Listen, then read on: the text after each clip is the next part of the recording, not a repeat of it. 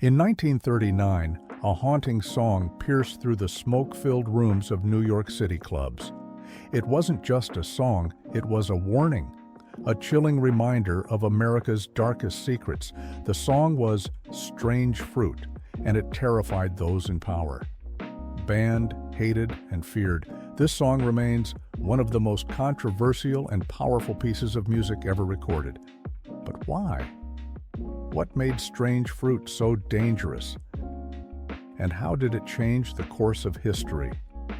Before we talk about Billie Holiday, we need to understand the origins of one of the most haunting and powerful protest songs in American history, Strange Fruit. This song wasn't written by a musician or a professional songwriter. It was written by a Jewish schoolteacher from the Bronx named Abel Meeropol. Meeropol wasn't famous, nor was he a political leader. He was just an ordinary man with an extraordinary conscience, and he was deeply disturbed by a photograph that changed his life forever. It was a photograph of a lynching, a brutal scene that captured the violent realities of racism in America. The photograph in question was taken in Marion, Indiana, in 1930. It shows two black men, Thomas Shipp and Abram Smith, hanging lifeless from a tree, their bodies twisted and broken from the brutality they endured. Below them stands a crowd of white men, women, and children, some looking on in silence, others smiling as if they were posing for a family portrait. The image wasn't just shocking, it was a stark reminder of the terror that Black Americans faced on a daily basis. Meeropol couldn't shake the image from his mind. He couldn't ignore the horror it represented, the inhumanity, the indifference, the systemic violence. So he did what he could do best. He wrote. He penned a poem called Bitter Fruit, a powerful and graphic piece that painted a picture of the lynching scene in vivid, gut-wrenching detail.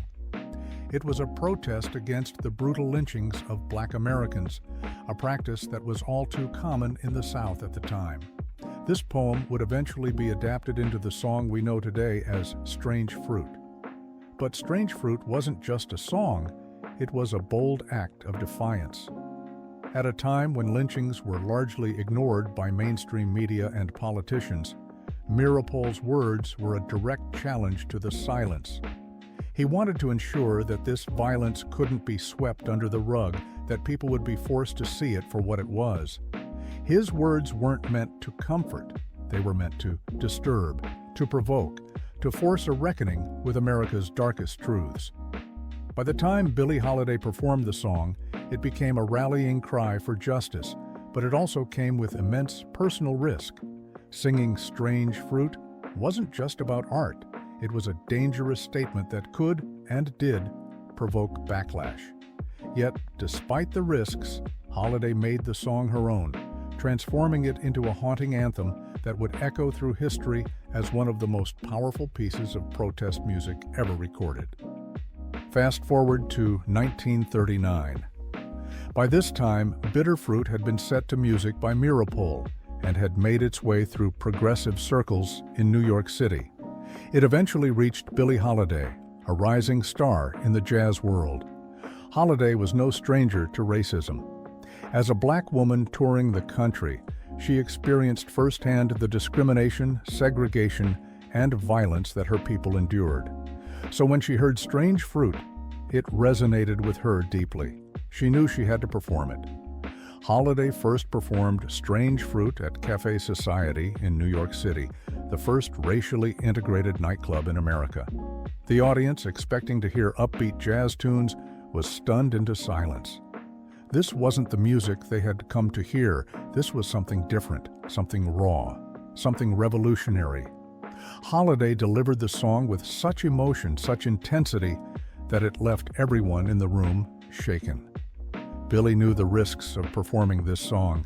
She knew it wasn't just a piece of music, it was a statement, a call to action.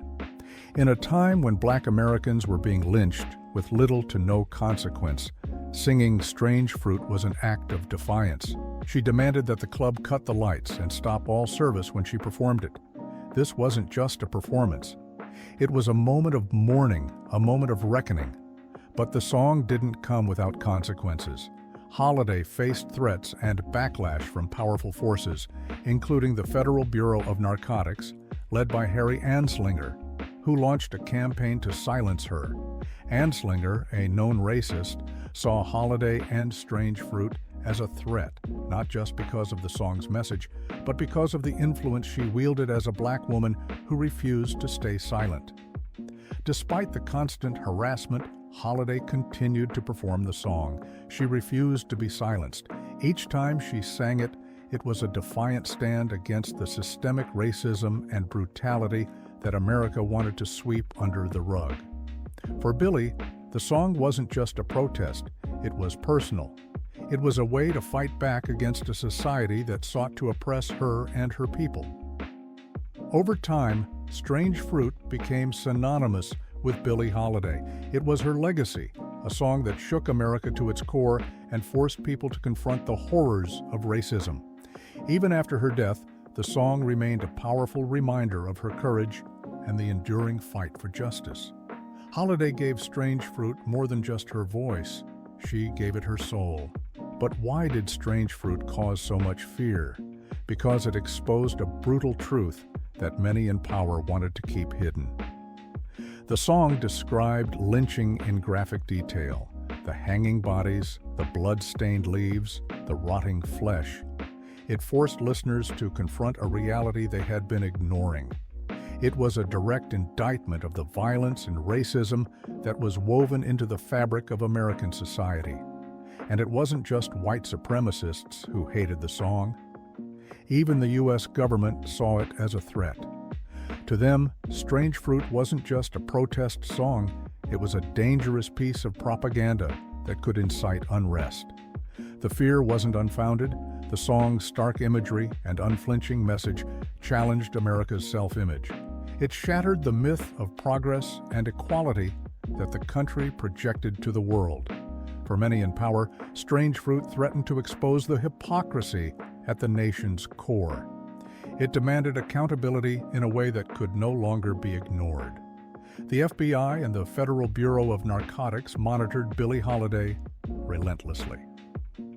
Harry Anslinger, the head of the Narcotics Bureau, saw Holiday not just as a drug addict, but as a dangerous symbol of defiance.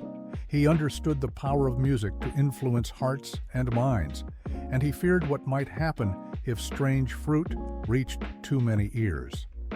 Anslinger's campaign against Holiday was about more than just drugs. It was about silencing a black woman who dared to speak the truth. He wanted to stop her from performing the song that exposed America's darkest secret. He knew that music has the power to inspire change, and to him, Strange Fruit was a spark that could ignite a fire of resistance.